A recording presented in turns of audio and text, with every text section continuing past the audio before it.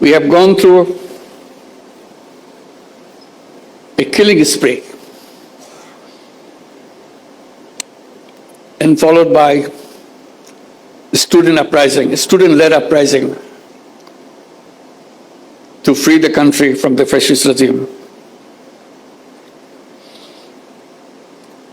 Now we are ready for another transition in our political history.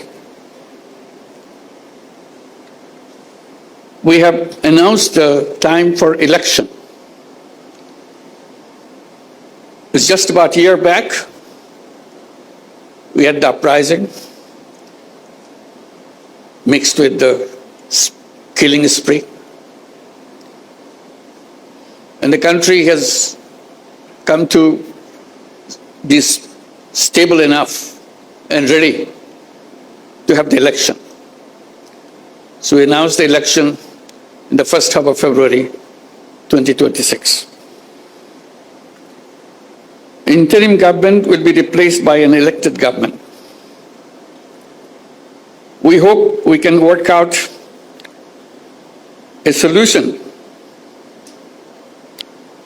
to the Rohingya problem to let them go back to their own home.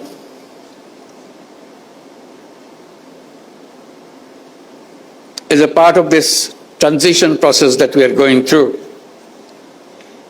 it will be complete when we see we have also achieved this goal to have all our Rohingya guests to return to their own home in their own environment.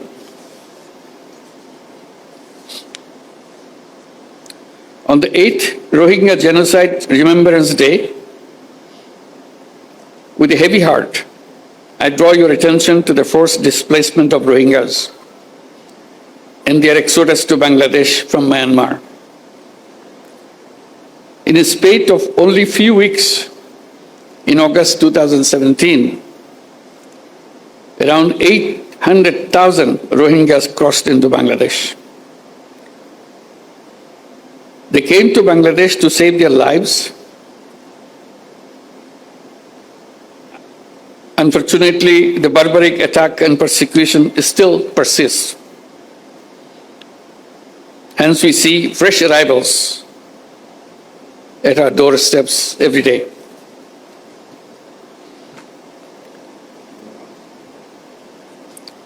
On this fateful day, it is our moral responsibility to take the right side of history and stop the armed actors from carrying out their horrible design of ethnic cleansing of the entire Rohingya population.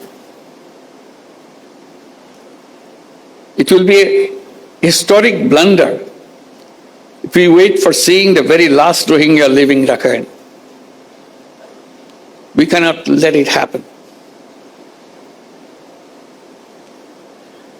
International commitment is to help the Rohingyas to go back to their own home. When Secretary General came in March here to be with the Rohingyas during the month of fasting, and he himself gone through the fasting for the whole day and meet for iftar, breaking of the fast, with nearly 100,000 or 150,000 Rohingyas around him, giving them hope that the world is with them and help them to go back their home and celebrate those festivals like Eid al-Fitr back home rather than here in the camps.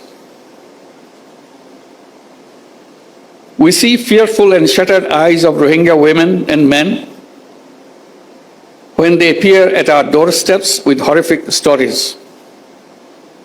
The stories include, among others, systematic persecution, denial of nationality, forced deportation, mass killing, rape, inhuman torture, destruction of their properties in arson, and so on and so on. That is why in 2017, and even before that, Bangladesh opened its border to the Rohingya in a humanitarian gesture to save their lives despite resource and capacity constraints. This manifests our empathy and compassion towards fellow human beings during their gravest humanitarian crisis. We don't afford anymore to stand silent at the protracted situation of the Rohingyas. Hence, we urge upon the international community to undertake collective efforts to stop the Myanmar junta and the Arakan army from unleashing violence against Rohingya. Effective role of the international community is much more needed than ever before.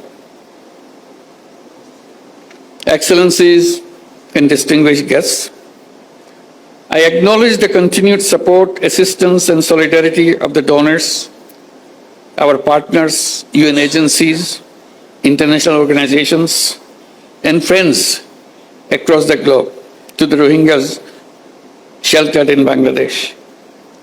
We greatly value your compassion and continued partnership for the Rohingyas. Your continued support will remain pivotal and exigent until they return home. Bangladesh now hosts 1.3 million forcibly displaced Rohingyas from Myanmar. That makes Cox's Bazar the largest refugee camp in the world. In addition, around 32,000 new babies are born each year in these camps. On the contrary, only less than 500,000 of them are living in Myanmar. This picture manifests that due to continued persecution, Rohingyas continue to leave Myanmar. During last 8 years, people of Bangladesh, in particular the host community here in Cox's Bazar, have been making tremendous sacrifices. The impact on our economy, resources, environment, and ecosystem, society, and governance have been huge. I thank our host community